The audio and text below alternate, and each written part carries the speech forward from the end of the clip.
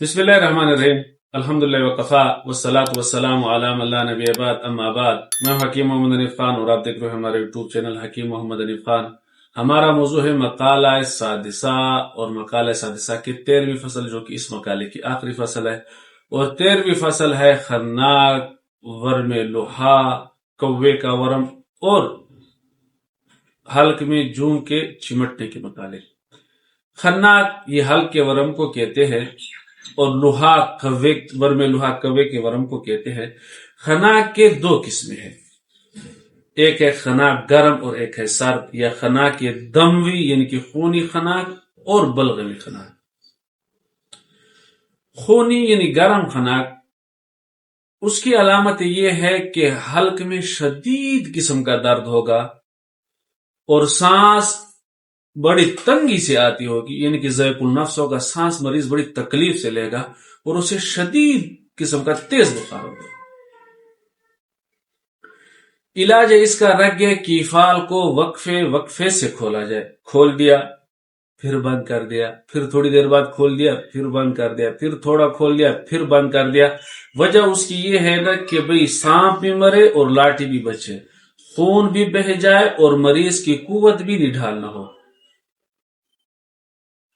اس کے بعد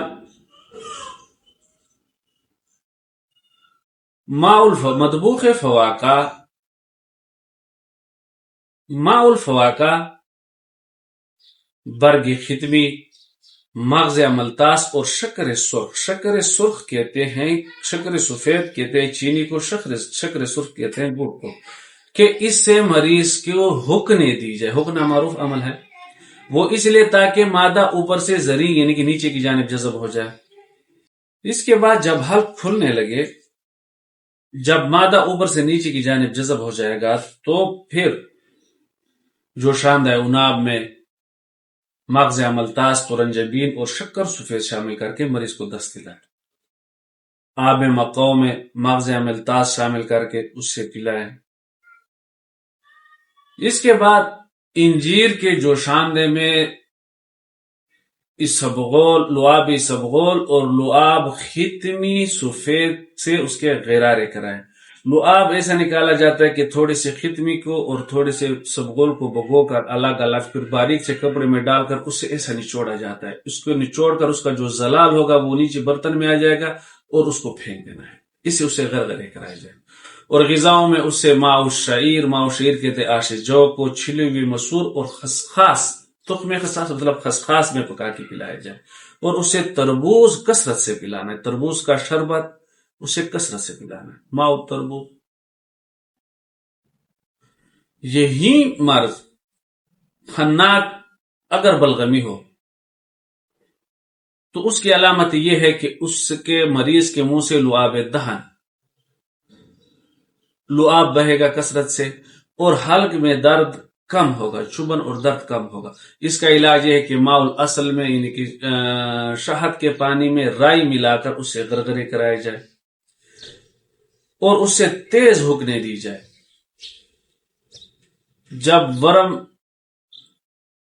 یعنی کہ جب خناق اور لوہات کی ورم میں تخفیف آ جائے، حلق کھولنے لگے، تو پھر اس سے مطبوخ حلیلہ، جوشاندہ حلیلہ میں حلیلہ زرد، حلیلہ سیاہ اور مغز ملتاس، ترنجبین، شکر سفید سے شامل کر کے اسے دست دلایا جائے۔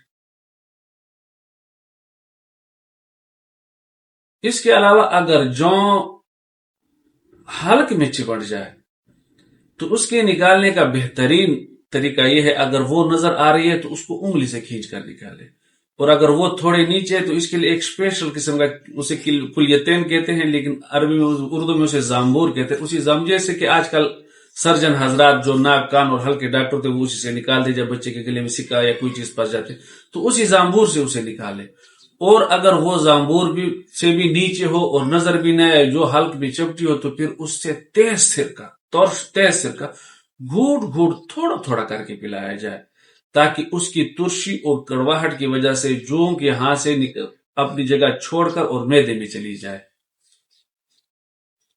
تو آج کا سبق، آج کا موضوع یہیں پہ اختتام ہو گیا فصل سادس مقالہ سادسہ، اپنی 13ویں فصل کے ساتھ یہیں پہ اختتام ہو گیا۔ آئندہ کا ہمارا موضوع ہوگا مقالہ سابعہ یعنی کہ 7واں مقالہ، جو سین سے ناف تک کے امراض پر مشتمل ہے۔ تب تک کے لیے آپ سے آصف سابقہ کی طرح درخواست ہے کہ ہمارے چینل کو لائک شیئر اور سبسکرائب کرے اور ہمیں اپنے مفید مشوروں سے کمنٹ میں بھی آگاہ فرمائیے۔ اجازت دیجیے، اللہ حافظ، السلام علیکم ورحمۃ اللہ وبرکاتہ۔